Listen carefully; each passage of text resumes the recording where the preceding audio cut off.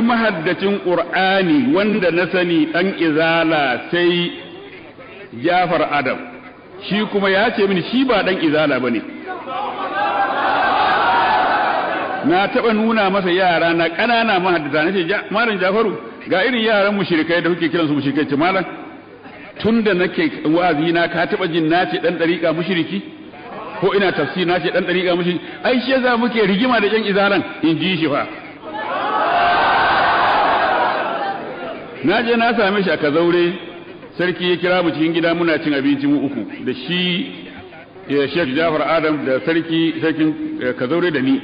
Muna cin abinci mu uku sai sarki ya jefa masa fatawa, sai ce ai matukan Imam Malik yana gari ba mai amsa fatawa, ga shehu kuma ka tambaye ni fatawa? Shi ba dan izara bane, amma ba wanda ya san Qur'an duk cikin su